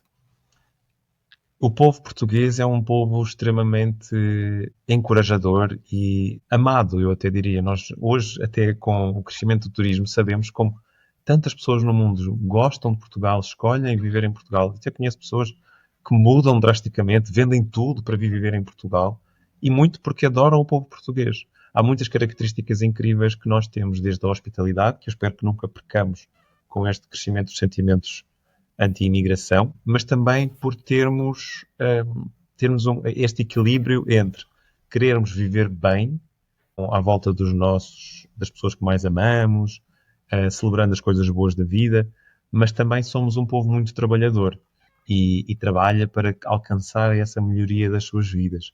E este equilíbrio entre querer trabalhar e reconhecer que é no trabalho e nesse trabalho em conjunto que podemos construir uma vida melhor, sem nunca perder o foco de fazermos tudo isso porque queremos viver bem, queremos viver em proximidade com os que mais amamos e ter uma vida bonita e agradável, isso são as sementes para construir um país verdadeiramente próspero e agradável. Aquilo que tem falhado tem sido as opções políticas e a qualidade das nossas lideranças. E essas lideranças têm sido escolhidas por esse povo. Essa é uma das minhas motivações para me apresentar como candidato e para estar ativo na política, nós precisamos urgentemente de dar outras alternativas ao povo português para que ele escolha outras pessoas, para que ele seja cada vez mais confrontado com a possibilidade de alternativas. Parece que o último de voto, às vezes, está tudo desfocado, menos a linha do PS e do PSD, porque as pessoas, independentemente dos problemas todos que temos em Portugal, vão e votam nesses partidos de novo, porque querem escolher o primeiro-ministro e porque são os que podem ganhar e porque são os que elegem no seu eleitoral. Não. Nós precisamos de escolher políticos e partidos em função da qualidade das suas propostas, independentemente de ser grande ou pequeno, de vir a eleger, não vir a eleger. Quanto mais votarmos nesses partidos, mais vão eleger. Isso é automático e é garantido. Essa é a minha motivação para ser candidato, para estar a construir o Volt. E eu acredito que este povo tão incrível como eu acabei de escrever, se tiver uma liderança diferente daquela que temos tido até agora, pode ser um lugar muito incrível deste planeta para se viver e se ser português. Tenho aqui uma parte do meu podcast que são as perguntas dos subscritores e tenho aqui algumas de um subscritor. Ele fez-me 3 perguntas e bastante interessantes, por isso eu vou dar aqui tempo ao Frederico Lima. Ele deixa a primeira pergunta que diz: em termos recentes, o partido em quem mais voto é a Iniciativa Liberal. Vejo algumas parecências no programa de voto com a Iniciativa Liberal, nomeadamente no que diz respeito à simplificação dos impostos e reforma fiscal. No entanto, o voto quer um Estado maior, ainda que diferente. Isso não iria complicar ainda mais o sistema fiscal e requerer ainda mais receitas dos nossos impostos? É uma pergunta de direita. Certo. Obrigado, Frederico. Olha, não é bem o Volt quer um Estado muito mais eficiente. O nosso Estado não é grande e isto é um dado que não é uma opinião, é um dado factual. A administração pública portuguesa tem um tamanho abaixo daquilo que é a média das administrações públicas europeias, dado o tamanho da nossa economia e da nossa população. E, portanto, a nossa administração pública é muito ineficiente. E não é necessariamente culpa dos funcionários públicos. Claro que há funcionários públicos muito pouco produtivos e muito pouco motivados. Não vou também ser um político que passa um pano limpo ou uma desculpabilização sobre todas essas pessoas. Mas há muitos funcionários públicos muito dedicados e que vestem a camisola. Nós precisamos de uma administração pública mais digital, e aí sim há muitos pontos de contacto com a iniciativa liberal, e mais eficiente. Isto significa conseguir entregar mais com menos recursos. Esse é o ponto essencial que o Volt quer transformar em termos de administração pública. Agora, há grandes diferenças com a iniciativa liberal, e se me permitires, eu gostava de qualificar algumas diferenças que acho que são mesmo preocupantes. A iniciativa liberal defende um sistema fiscal e reduções fiscais que são contrárias àquilo que são as recomendações para a economia portuguesa. Recomendações do Banco de Portugal, do Conselho de Finanças Públicas, do FMI, por exemplo. O Banco de Portugal é muito claro em dizer que o IRS em Portugal arrecada menos receitas do que aquilo que seria esperado e que tem um sistema altamente progressista, ou seja, quem ganha menos do que 2,5 salários médios nacionais paga menos impostos em Portugal do que pagaria no resto da zona euro, em média, e quem ganha mais do que esse threshold paga mais. Aquilo que eu quero dizer às pessoas da classe média alta e da classe alta é que é verdade que tem uma sobrecarga fiscal, mas essa sobrecarga fiscal é uma fatura da pobreza em Portugal. Se nós tivéssemos mais portugueses fora da pobreza a pagar impostos por terem rendimentos médios mais altos, nós não teríamos uma sobrecarga desse pequeno grupo de pessoas, porque são menos de 10% dos portugueses que representam a classe média alta e alta, mas que têm uma sobrecarga que são eles que pagam a grande maioria do IRS em Portugal. A forma de baixar os impostos a essa população não é a proposta da iniciativa liberal, que significa esvaziar o financiamento público do Estado, mas é sim ter uma política económica que consegue trazer uma série de pessoas para níveis de rendimento mais altos, por exemplo, através de serviços públicos que são uma verdadeira escada social, ou seja, através de um sistema de ensino que permite a que um jovem de uma família carenciada consiga vir a trabalhar num setor altamente exportador e de valor acrescentado na economia digital, por exemplo, e com isso ter um processo altamente transformador. Mas para isso é preciso investimento público e é preciso o Estado ter dinheiro para fazer isso. Países liberais como os Estados Unidos usam um imenso investimento público para conseguir alavancar essa diferença no tecido económico. E nós também precisamos de fazer isso em Portugal, e isso, infelizmente, não está muito bem explicado pela Iniciativa Liberal como é que nas suas propostas vão fazer, porque a Iniciativa Liberal concorda em investir em inovação, mas ao reduzir profundamente a receita do Estado, não explica onde é que vai buscar esse dinheiro para conseguir fazer esse investimento. Enquanto para nós no Volt, é muito claro que, sim, nós queremos uma economia mais produtiva e competitiva, queremos baixar impostos, sobretudo às empresas mais inovadoras, mais responsáveis no ponto de vista dos salários, e queremos um sistema fiscal para as empresas menos progressista, menos pesado para as empresas mais bem-sucedidas, mas não queremos nunca pôr em causa a estabilidade fiscal, que é uma das principais recomendações das organizações económicas em Portugal, e a Iniciativa Liberal, efetivamente, assim como a AD, põe em causa a estabilidade fiscal do Estado, e isso é algo que nós não precisamos neste momento. Vocês são a favor da taxação aos mega ricos? Olha, Portugal, na categoria de super ricos, é um país pobre. Ou seja, nós temos uma pessoa... Foi uma boa afirmação. É verdade, nós temos uma pessoa em 3.000 no mundo, que são entre os 3.000 mais super ricos, temos uma pessoa em Portugal, que é a viúva da família Amorim, ou enfim, a pessoa que está à frente da riqueza da família Amorim. Não sei bem exatamente quem. Isto significa que não há muito dinheiro a ir buscar aos super ricos. Mesmo a nível europeu, se a proposta de cobrar 2% aos super ricos, em Portugal isso geraria 200 milhões de euros. 200 milhões de euros é um valor que não faz grande diferença naquilo que temos, que são as grandes opções e necessidades de investimento que nós temos na habitação, na transição energética e climática, e na inovação para termos uma economia de futuro em Portugal. Portanto, nós não somos contra a taxação dos super ricos, Mas o que somos muito claros é desmistificar essa ideia eleitoralista e falaciosa, podemos dizer assim, de que num país em que temos um super rico e que temos menos de 10% da população portuguesa nas categorias de classe média alta e alta, que era distribuir melhor a riqueza, que nós iríamos viver todos melhor. Não era. Aliás, se nós dividirmos igualmente o PIB português por todos os portugueses, nós ainda assim iríamos ter um rendimento abaixo do rendimento médio de Espanha. Já nem estou a falar da média dos melhores da Europa. Se houvesse realmente as finanças europeias, como vocês dizem, isso ia incluir uma segurança social europeia, um salário mínimo europeu, uma reforma europeia, tudo igual na Europa toda.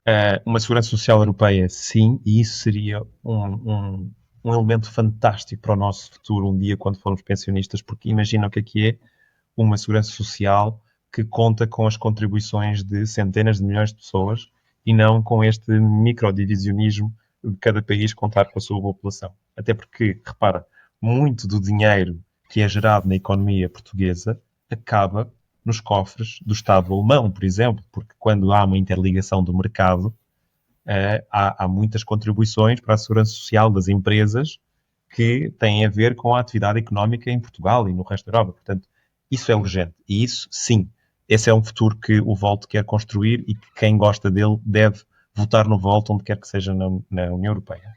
Agora, em relação ao salário mínimo europeu, é um pouco diferente do que nós defendemos. Nós defendemos um rendimento básico europeu. É economicamente impossível de definir um salário mínimo para toda a Europa, porque sabemos que existem grandes disparidades entre as economias dentro da Europa. Agora, o que é que nós defendemos?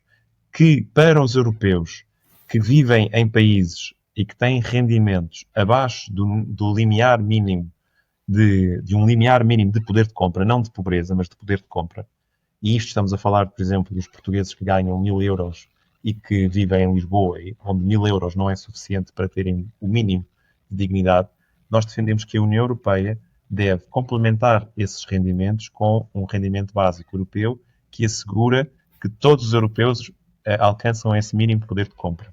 Isto é um enorme investimento social que retiraria milhões de pessoas da pobreza e, dessa forma, iria ter um impacto também muito positivo no mercado doméstico e nas pequenas e médias empresas de toda a União Europeia e que tinha um efeito económico brutal. Segunda pergunta do Frederico. Nas eleições legislativas, sinto sempre que o meu voto não tem influência nenhuma. No caso de haver uma federação europeia, o peso do meu voto estaria ainda mais diluído, já que em vez de ser 1 em 11 milhões, seria 1 em 450 milhões. Isso não seria uma perda de autonomia muito grande, principalmente para países pequenos na Europa? Não. E, já agora, se o teu voto não tem influência nenhuma nas legislativas, não tem o de ninguém. E isto, o que é que eu quero dizer com isto? Que é, não é o nosso voto, um voto que vai decidir a eleição de A ou B. A democracia joga-se na casa dos milhares, dezenas de milhares, centenas de milhares. Portanto, cada pessoa deve votar em função daquilo que acha que é o melhor. E deve dar força àquilo que quer ver crescer. Mas reconhecendo que cada um de nós não tem o poder de mudar tudo. Nós temos o poder de dizer o que é que queremos. E é a soma dos indivíduos que de facto tem poder. E isso é bom, porque significa que ninguém tem o controle sobre o sistema e que ele não é controlável, porque é muito difícil controlar dezenas ou centenas de milhares ou até milhões de pessoas. Agora, no plano europeu, nós neste momento não temos nem sequer um voto. Ou seja, nós nem sequer temos uma voz sobre o que é que queremos para a Europa e não temos uma garantia de que quem fala em nosso nome, em particular o Governo, o Primeiro-Ministro e os seus ministros, que o fazem com legitimidade democrática de consulta connosco. Têm alguma legitimidade porque consultam com a Assembleia da República e nós transferimos nas eleições para a Assembleia da República a nossa representação política e por isso é que é importante pôr o voto na Assembleia da República, porque isso garante que todas as pessoas que defendem a visão de progresso e de construção europeia do Volt passam a ter uma representação nesse espaço que prepara o Primeiro-Ministro para as suas contribuições ao nível europeu, mas ter voz numa federação significa também que as instituições europeias vão ter que mobilizar os eleitores de Portugal para conseguirem levar avante as suas visões políticas. E Portugal também reforçar outra ideia. Nós não somos um país pequeno na União Europeia. Nós somos, se eu não estou em erro, o 17º maior, ou estamos ali no meio da escala em termos de população. Portanto, há outros países muito mais pequenos em termos de área e de economia e de população. A realidade da União Europeia é essa. Eu também não acho que uma eleição em Portugal se ganhe só com os votos de Lisboa e do Porto, que são os dois maiores. Um governo, para ser governo, precisa de muitos distritos, muitos mandatos e de ter eleitos em distritos às vezes muito pequenos que fazem a diferença. E, portanto, sim, os votos de Portugal num contexto de uma federação contam mais do que quando não há uma federação, e todas as pessoas que querem ter mais voz e que querem ter políticas mais responsáveis, porque existe esse escrutínio com a população europeia, precisam no dia 18 votar no VOLT, porque é o único partido que também defende essa mudança da política nacional europeia. O que eu acho que o Frederico queria dizer é que eu também me vejo numa situação peculiar em que estou no ciclo europeu e o meu voto parece que não tem assim, se eu não quiser votar nos principais partidos ou aqueles que em princípio terão mais votos, vejo-me em algumas dificuldades éticas e a pensar o que é que eu irei fazer, se irei fazer um voto útil ou se irei realmente votar naquilo que eu acredito, porque custa a quem vota um pouco, não, uma palavra um bocado parva, mas descartar um voto quando podes influenciar realmente o futuro do país. Eu acho que foi um bocadinho nesse sentido a pergunta do Frederico. Lamento se a minha resposta não foi suficientemente esclarecedora. O que é que eu quis dizer? O nosso voto é muito importante e todos devemos votar. Mas a democracia está feita para que não seja um voto que faça toda a diferença nos rumos de uma nação inteira ou de um continente inteiro. Ok? Portanto, talvez estejamos a sobrevalorizar a importância do nosso voto. Não é o nosso voto que vai decidir se é Montenegro ou Pedro Nuno Santos a ser governo. É muito improvável que isso aconteça. E provavelmente também não foi o nosso voto, foi o conjunto de todos aqueles votos, mesmo que seja por um a mais. Portanto, o nosso voto é mais uma expressão daquilo que queremos em Portugal e no mundo, ou na Europa, e menos a decisão final do todo. Um voto útil é muito essa leitura de que somos nós que vamos conseguir decidir quem é que é o primeiro-ministro. Não, nós não vamos. Eventualmente, se muitas pessoas concordarem connosco sobre quem devia ser o primeiro-ministro, nós podemos estar nesse lado de pessoas que elegem um primeiro-ministro ou que elegem um determinado grupo parlamentar com uma determinada força. Mas o nosso voto é mais uma expressão do que queremos e menos uma decisão dos resultados finais, ok? A outra coisa que eu tenho a dizer, que muitas vezes as pessoas não sabem, é que o nosso voto também determina a subvenção que é paga a partir dos nossos impostos aos partidos políticos. E não importa onde é que ele é votado, cada voto, se não estou em erro, vale cerca de 3 euros. E, portanto, quem vota, por exemplo, no PS ou na AD porque quer escolher o primeiro-ministro também está a dar 3 euros dos seus impostos, digamos assim, a esses partidos. E votar um partido novo como o VOLT é também dizer, olha, eu quero que este partido receba mais subvenção porque até acho que eles deviam fazer um melhor trabalho de comunicação ou nas ruas, ou acho que eles trabalham muito e que merecem este apoio de meios. E isto é muito válido também, fazer essa opção em democracia. Vamos avançar. O Frederico tem mais uma pergunta e depois tem outra pergunta aqui do Instagram. Ele diz: a cooperação europeia trouxe claras vantagens para todos, mas como o apagão de ontem, vimos também claras desvantagens da nossa extrema confiança na cooperação com a Espanha. Existem limites para a cooperação europeia? Este é um tema que eu tenho muito interesse em falar e ainda hoje fiz uma thread no X. Quem ainda está no X pode ir consultar. Não vi, não estamos no X. O podcast não está no X. Eu infelizmente ainda tenho que lá estar. Mas fiz essa thread para desmistificar algumas ideias. Em primeiro lugar, isto não aconteceu porque nós importamos energia de Espanha. Nós, na verdade, no balanço dos últimos anos, até onde há dados já oficiais, que é até 2023, nós exportamos mais energia para a Espanha do que compramos de Espanha. Depois, a outra informação muito importante. Nós importamos energia de Espanha não é porque não tínhamos capacidade geradora em Portugal. Nós importamos porque é mais barato comprar essa energia de Espanha quando importamos. E às vezes é mais barato produzir em Portugal e vender para a Espanha. O que é que determina o preço da energia? É sobretudo o mix de renováveis que conseguimos ter a cada momento.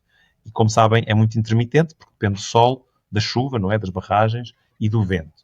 Portanto, naquele momento estávamos a importar, mas também podíamos estar a exportar.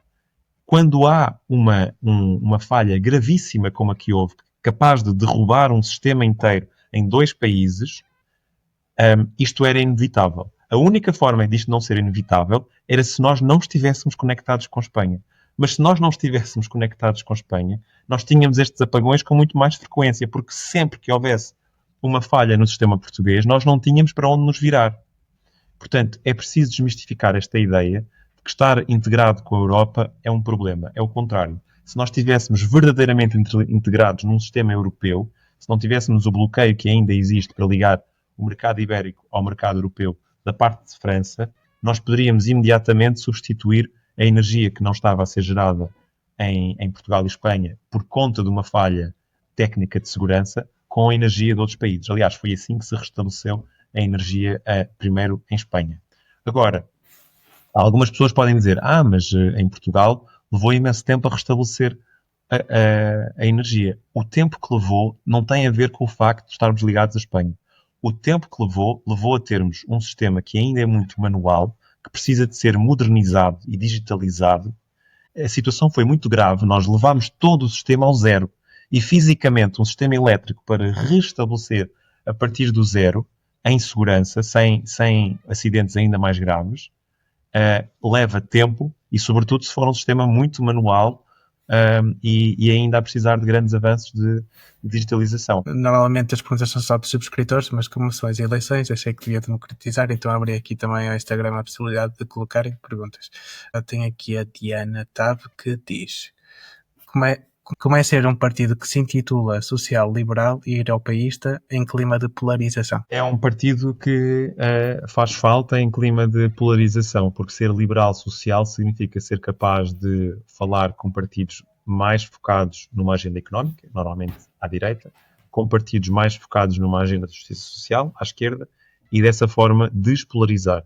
A estabilidade que em Portugal é tão valorizada, e é valorizada depois em um voto útil, que acaba por ser inútil no sentido de não gerar essa estabilidade, a estabilidade que é tão valorizada em Portugal vem da capacidade de pôr a esquerda e a direita a trabalhar em conjunto, em chegar a consensos e em pôr o interesse do país à frente do conflito entre quem é melhor, se é a esquerda ou se é a direita. Isso só é possível com um partido que não tem anticorpos nem com a esquerda nem com a direita. E sabemos bem como, por exemplo, a Iniciativa Liberal tem anticorpos com o PS e com o LIVRE e com a esquerda, e o LIVRE e o PS têm anticorpos com a AD e com a IL. Eu disse a Iniciativa Liberal, também podia ter dito AD. Nós precisamos de um partido ali no meio que consiga dialogar com ambos e, sobretudo, apresentar propostas que sejam praticamente impossíveis de um partido à esquerda a recusar e um partido à direita também a recusar. E isto faz falta em Portugal. Outras geografias da Europa têm conseguido, embora isso também esteja a acontecer noutras geografias, mas sempre foram marcadas por uma política de consensos que foi o que permitiu um desenvolvimento de longo prazo. E nós em Portugal, se antes já tínhamos uma grande dificuldade em continuidade até de políticas, de chega ao PS e reverte as medidas do PSD e vice-versa, nós precisamos também de mudar essa realidade e isso muda-se, por exemplo, criando um partido no centro que traz essa mais-valia. Vocês tentaram fazer uma coligação para as europeias, se não estou em erro, com o PAN, que não vos respondeu, e com o LIVRE, que nas eleições internas, creio eu, acabaram por rejeitar. Tentaram de novo? Já tínhamos tentado também nas legislativas de 2024 e também foi largamente rejeitado. Eu acho que tendo sido rejeitado já uma vez para legislativas e uma vez para europeias, pelo menos em legislativas não faz sentido o VOLT estar sempre a puxar esse assunto. Em autárquicas está aberto. Já tivemos uma proposta do próprio PAN local que convidou o VOLT e outros partidos para uma coligação e depois o PAN nacional rejeitou essa coligação. Portanto, vemos a parte do PAN não há abertura a coligações mesmo a nível local. Da parte do LIVRE há a nível local. Nós estamos numa coligação em Oeiras. Não tem havido, é no nível nacional e europeu. Quem em Portugal gostava de ver estes partidos a colaborar mais, tem provas dadas do VOLT que nós somos o partido aberto a esse tipo de colaboração. E, portanto, quando o VOLT tiver mais força no plano político português, vai conseguir ter mais capacidade de mobilizar estes partidos para uma verdadeira coligação que tenha um peso incontornável no espaço político português e europeu, para avançar estas causas e esta agenda e esta visão de mundo verde, progressista, europeísta e apoiada na inovação. Uma vez que a Iniciativa Liberal não tem verde no seu projeto, não seria uma possibilidade de coligação. Nós tínhamos em 2024 proposto uma frente progressista que ia do LIVRE à IEL, reconhecendo que há uma pluralidade entre os partidos. Isto é uma grande inovação, porque em Portugal as coligações são entre partidos próximos. O que nós propusemos foi uma coligação entre partidos plurais, mas que têm um objetivo comum de derrotar esta dependência do PS e do PSD e de criar aqui uma nova geração de políticos, que estes partidos também representam, para, com o tempo, no fundo, criar este espaço como um novo espaço de governabilidade e obrigar o PS e o PSD a serem muito mais competentes, porque não têm a mesma garantia de serem sempre eles os partidos de governo.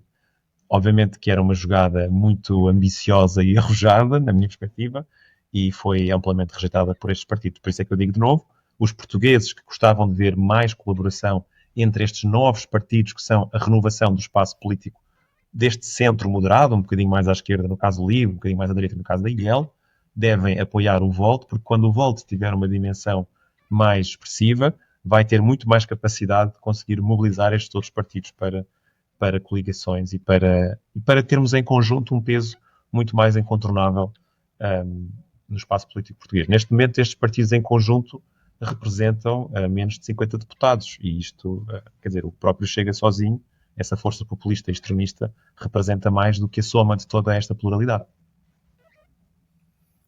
Vivemos numa altura de guerras. Tem aqui atrás ao mesmo a Palestina, está aqui sim. a representação, sim. A Ucrânia também. Como é que tu, individualmente e também como representante do partido, como é que olhas para os dias de hoje? São dias muito aflitivos, sobretudo para qualquer humanista. Ver o que se passa na Ucrânia e na faixa de Gaza é comovente. Às vezes até parece que precisamos de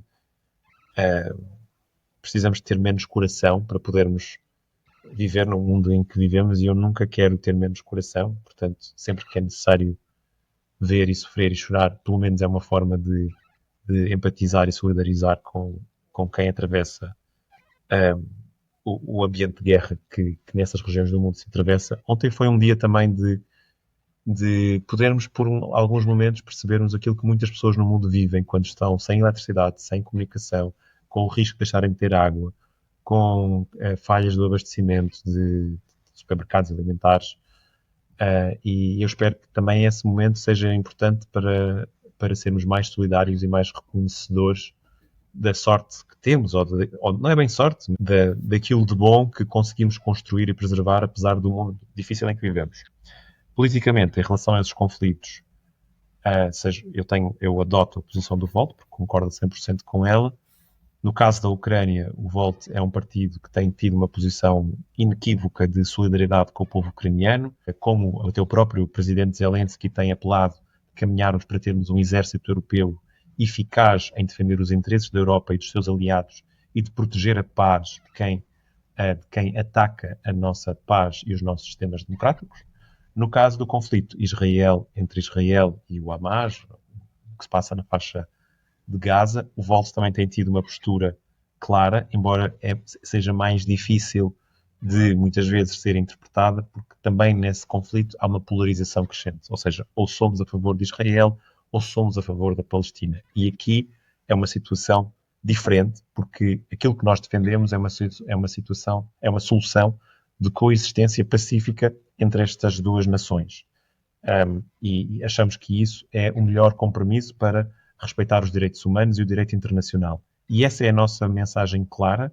O direito internacional, entre eles os mandatos de captura que existem a Benjamin Netanyahu, aos líderes do Hamas e a outros membros do governo israelita atual, são para ser cumpridos, e a União Europeia tem que ter uma posição responsável de defender também aí o Estado de Direito e o direito internacional nesse contexto. Por outro lado, é fundamental que a União Europeia cada vez mais fale a uma só voz e que use a sua força diplomática para exigir esse cumprimento dos direitos humanos, para exigir o cumprimento das recomendações das Nações Unidas no apoio à faixa de Gaza.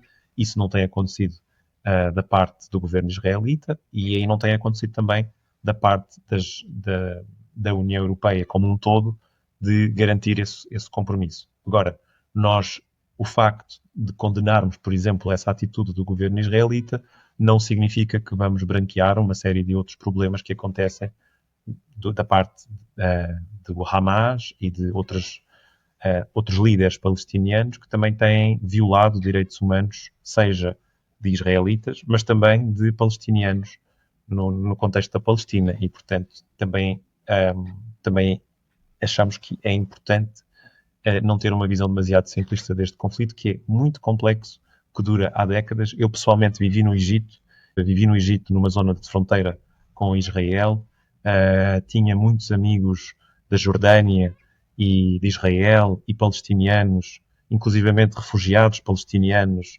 e reconheço na primeira pessoa vários dos problemas que já muito antes desta situação atual afetam esta região. É um conflito complexo e o melhor que podemos fazer para ajudar estas pessoas não é, na minha perspectiva pessoal e do voto, alinharmos-nos com um dos países, mas é sim defender a paz e os direitos humanos e um compromisso de defender isso mesmo e duas nações nesta parte do mundo, respeitando a diversidade destas duas nações que têm que coexistir pacificamente nesta região. Isso significaria o reconhecimento da Palestina como um Estado soberano por parte do Estado português? Do Estado português e das Nações Unidas e da maior parte dos países do mundo, e é importante que esse reconhecimento seja feito num contexto em que a Palestina pode, de facto, ser um Estado soberano. Neste momento, tendo a faixa de Gaza dominada por uma força terrorista, não sou eu que o digo, é o próprio Tribunal Internacional, isso inviabiliza a Palestina ser um Estado-nação reconhecido, porque podemos ter um Estado-nação que é um Estado terrorista. Nós defendemos essa ideia de reconhecer a Palestina como um Estado, mas antes disso acontecer, parece-me essencial que se consiga neutralizar essa força terrorista que ocupa o poder na faixa de Gaza, com um grande prejuízo humano também para o povo palestiniano, e é aí que devem-se focar os esforços para conseguirmos ter essa solução tão desejada por todos, que é a solução dos dois Estados reconhecidos em igualdade. Para neutralizar essas pessoas do lado da Palestina que estão a cargo de algumas decisões que não estão a cumprir os direitos humanos, como é que se neutraliza? Tem que ser pelo caminho da paz. O primeiro passo é paz. E a paz pode ser alcançada, neste caso, com a relação que a União Europeia tem com Israel, com uma negociação e, da mesma maneira que no conflito com a Ucrânia, a União Europeia tem tido uma voz muito clara e muito unânime em solidariedade com o povo ucraniano. Aqui nós temos, supostamente, um aliado que é Israel, embora isso possa ser muito criticável, e eu acho completamente legítimo que seja criticável, mas a União Europeia deve negociar com Israel um cessar-fogo que permita também o abastecimento da ajuda humanitária, o respeito pelos direitos humanos e garantias de segurança a Israel, e dessa forma, com o desescalar do conflito, caminhar para soluções de paz que depois permitam, entre elas, neutralizar a ameaça do Hamas, que é a grande motivação do ataque de Israel sobre a parte de Gaza. Claro que existem outros argumentos e eu reconheço-os com legitimidade, mas vamos focar um de cada vez. É preciso neutralizar o Hamas e é preciso a União Europeia ter essa capacidade de, ao negociar com a sua força comercial, com a sua força também de aliado e de exportador de armas para Israel, conseguir um cessar-fogo, conseguir neutralizar o Hamas e conseguir fazer um caminho de desescalamento deste conflito para, progressivamente, termos duas nações que respeitam direitos humanos, respeitam-se uma à outra e podem coexistir pacificamente. Relativamente aqui à indústria militar europeia, vocês são a favor da industrialização de uma indústria bélica? Acham que é o caminho para termos paz europeia? nós somos a favor que a União Europeia tenha o seu próprio cluster de defesa altamente inovador e também com valor acrescentado muito além da produção de armas. Sabemos que a indústria da defesa tem sido responsável por trazer enormes inovações para a vida do cidadão comum, do GPS à internet, e o que nós defendemos é que essa aposta, esse investimento em defesa para garantir a nossa autonomia militar e a nossa voz de paz na defesa daqueles que veem a sua paz violada, que seja feito na União Europeia, que seja cada vez mais independente de outras forças do mundo, entre elas os Estados Unidos, para que esse investimento fique na União Europeia, que gere valor acrescentado nas nossas economias e que possa também colocar a União Europeia como numa liderança económica também nesse setor a nível global. Eu peço sempre ao meu convidado anterior para deixar uma pergunta para o próximo. E as minhas convidadas anteriores foram o coletivo Ai Filhas, que tem um projeto antigamente é que era bom, onde mostra como se vivia antes de 25 de Abril e para isso divulgam conversas de mulheres alentejanas que viveram a ditadura. E a pergunta deste coletivo para o Duarte é a seguinte: O que é que ele vai fazer por Abril, por manter Abril vivo? Para mim era uma pergunta muito importante. O que é que ele vai conseguir fazer? O que é que ele se dispõe a fazer? E não é, eu não quero conversa da Xoxa, quero factos. A gente já sabe muita. A gente há 50 anos, isso sim, levamos com muita Xoxa. Bom, esse coletivo faz já bastante para manter a chama do 25 de Abril viva. Eu acredito que o Volt é um partido que o Volt e eu, trabalhando dentro do Volt, trabalhamos para manter a chama do 25 de Abril viva de uma forma muito concreta, que é ao mostrarmos que a democracia pode ser muito mais do que depender de dois partidos com os quais as pessoas têm muitas razões de queixa, que levam muitas pessoas à abstenção ou até ao voto em partidos extremistas que sim, que ameaçam a democracia. A própria abstenção também podemos dizer que ameaça a democracia. Quando as pessoas não votam, parece que escolhem viver num mundo em que não há democracia, não é? Porque não querem votar. O Volt quer ser um partido que muda essa realidade e que mobiliza essas pessoas para voltarem a votar e a acreditar na democracia. Por outro lado, o Volt já está a alimentar a chama do 25 de Abril, quando temos inúmeras pessoas que aderem a este partido político, que nunca tinham estado em nenhum partido político antes, e que de repente, eu sou um exemplo dessas pessoas, e que de repente veem no trabalho político de construção de uma alternativa de participação na vida pública, nos debates, nas consultas públicas, nas assembleias municipais, que reconhecem que aquilo que a democracia de 25 de Abril nos trouxe tem valor, tem poder e que nós temos acesso a esse poder. Isso é uma forma de, não é só manter a chama do 25 de Abril viva, é de viver o 25 de Abril nos nossos dias.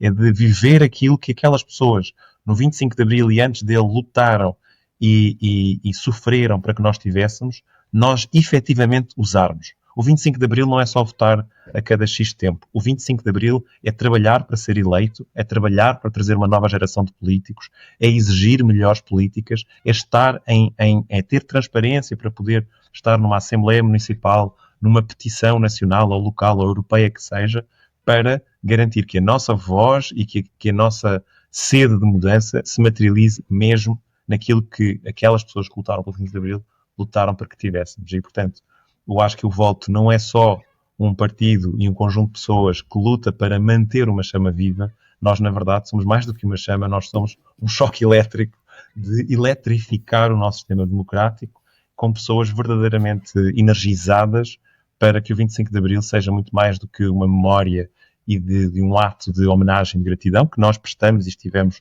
com muito entusiasmo agora na Marcha na Avenida da Liberdade, mas que seja mesmo uma efetiva transformação na forma como se faz política e de quem faz política, que não precisam de ser aqueles políticos de sempre, podem ser pessoas como eu, como a Inês e como tantas outras pessoas no Volt, que são cidadãos comuns que um dia começaram uma trajetória de caminhar para, através daquilo que conquistámos no 25 de Abril, para serem os futuros decisores deste país, em nome de todos. E tu, sendo crente, vivemos aqui a morte do Papa Francisco e posicionaste sobre as não celebrações por parte do governo português o 25 de Abril. Queres comentar? Sim, eu já agora há muitas pessoas que no mais positivo que me perguntam como é que é possível eu ter fé e também ser LGBT. Quando é mais crítico, é mais criticar-me ou por ser católico ou por ser gay. E parece que a minha liberdade religiosa e sexual possa ser posta em causa assim tão facilmente. Eu nunca quero deixar que ninguém defina a minha liberdade e, portanto, só explicar que eu não quero, por ter a minha orientação sexual, não quero que me privem da mensagem de amor do cristianismo. Isso para mim é o mais importante e preservo muito também aquilo que foi uma conquista do 25 de Abril, da liberdade religiosa, das pessoas poderem ter a sua vida espiritual e aderir a uma mensagem de amor, como a do cristianismo, sem merecerem com isso a discriminação e a violência que é os ataques que muitas vezes são feitos quando as pessoas são criticadas por essas opções. Em relação ao Papa Francisco e essa opção de não celebrar o 25 de Abril, eu acho que foi uma jogada muito eleitoralista, muito triste. O Papa Francisco foi uma pessoa que em Portugal praticamente unânime, mesmo que os não crentes e os não praticantes se identificam com a sua mensagem, com o seu estilo humilde, próximo das pessoas mais carenciadas, despojado daquilo que é mais material e focado naquilo que é mais transformador no plano imaterial, seja na justiça social, seja na sustentabilidade, seja no exercício da liberdade. E, portanto, tudo isto são valores do 25 de Abril. E eu vi muitos cartazes na Avenida da Liberdade que faziam essa ponte com o Papa Francisco e com a sua mensagem. Portanto, acho que a minha posição foi partilhada por uma grande maioria de pessoas e acho que sabermos conciliar essas duas coisas, sabermos conciliar aquilo que é uma vitória política do 25 de Abril com a liberdade religiosa e com um testemunho de um líder religioso que é muito mais do que isso, é um exemplo que muitas pessoas reconhecem, independentemente das suas convicções religiosas. Acho que isso é um processo de amadurecimento que fico sempre muito contente de ver quando acontece na sociedade portuguesa. As democracias precisam sempre de amadurecer e a nossa ainda não é muito consolidada, só tem 50 anos. Já está bastante consolidada, mas pode sempre amadurecer mais para o nosso bem. Já está na hora. Só tenho mais 3 perguntas agora, são muito rápidas. Queria que me deixasses, são muito rápidas. Queria que me deixasses uma pergunta para o meu próximo convidado. Não sei quem é, pode ser uma escritora sobre descolonização, ou uma jornalista, ou um músico. Infelizmente vai ter que ser um bocadinho generalista, mas que possa encaixar aqui no que faz falta. A minha pergunta para essa pessoa, que não sei quem é muito em linha com aquilo que eu disse neste episódio. O que é que essa pessoa acredita que é necessário acontecer em Portugal para que tenhamos, a partir do dia 18 de maio, uma composição política e democrática que dê verdadeiramente resposta às aspirações dos portugueses, em especial dos jovens, de termos políticos empenhados com a construção de um futuro mais socialmente justo, mas também mais alinhado com os desígnios da sustentabilidade e da transição climática, mais alinhado com um Portugal que é bom o suficiente para manter os jovens em Portugal e não os perder em função de oportunidades que cá não existem. E, portanto, o que é que essa pessoa pensa que pode acontecer e o que é que ela acha que uma nova geração de políticos pode fazer para alcançar essa transformação? A minha última pergunta, que é uma pergunta que eu faço sempre a todos os meus convidados, é o que é que faz falta? Faz falta uma nova geração de cidadãos e de políticos muito empenhados em transformar Portugal naquilo que eu diria que nunca foi, mas que todos sonhamos que um dia seja. E isso significa estarmos juntos, cada pessoa conta mais do que cada voto, para juntos construirmos essa aspiração. Termos essa aspiração partilhada é o início dessa transformação, depois precisamos trabalhar sobre ela juntos para sermos o futuro que sonhamos e que não podemos estar à espera que outros construam por nós. E por isso esse é o meu sonho, que partilho com quem nos está a ouvir e que gostava de convidar todas essas pessoas para se empenharem nesse sonho, independentemente das suas várias formulações. Não é necessariamente só política, há várias coisas que podemos fazer para construir esse sonho de sermos o futuro que sempre sonhámos e que nunca alcançámos. Façam, vão atrás disso, juntem-se a outras pessoas e tragam outras pessoas válidas para construir esse sonho, porque só fazendo isso é que vamos nos aproximando de um futuro cada vez melhor, e essa é a minha motivação para acordar todos os dias e para ter aquela vida desequilibrada que disse no início que muitas vezes tenho. E que façam com muito equilíbrio pessoal, mas façam, nunca se encostem e nunca fiquem à espera que sejam os outros a alcançarem por vocês.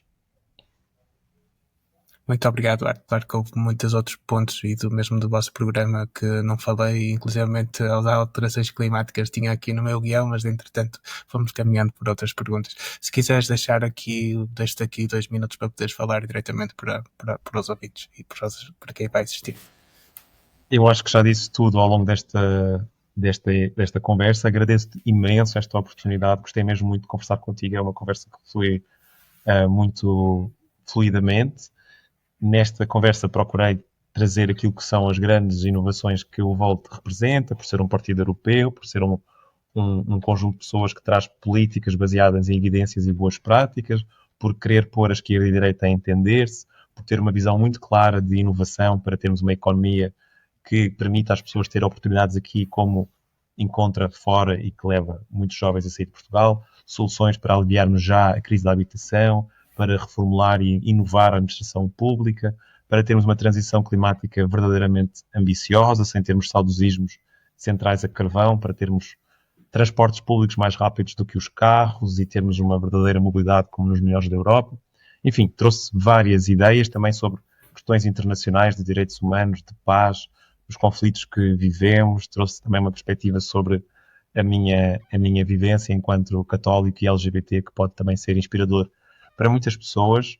E aquilo que quero deixar aqui a todos é que todos temos muito poder, muito mais do que um voto, sobretudo quando trabalhamos em equipa e em conjunto. É isso que nós procuramos fazer em todas as eleições que participamos enquanto partido, e é isso que eu também procuro ser enquanto pequena peça de algo muito maior e que só a democracia e aquilo que o 25 de Abril nos trouxe nos permite construir. E, portanto, obrigado, Luís, por essa conversa. Espero que tenha acrescentado valor ao teu podcast e a quem o segue. E qualquer coisa, pronto, sou uma pessoa aberta a qualquer pessoa que fale comigo e que tenha interesse em conhecer melhor aquilo que andamos a fazer e até em colaborar. Estamos muito abertos e muito a precisar de todas as mãos e de todo o talento para nos ajudar a construir este sonho. De nossa parte, foi um prazer ter-te aqui. Muito obrigado por teres vindo, Duarte. Obrigado, Luís. Mesmo.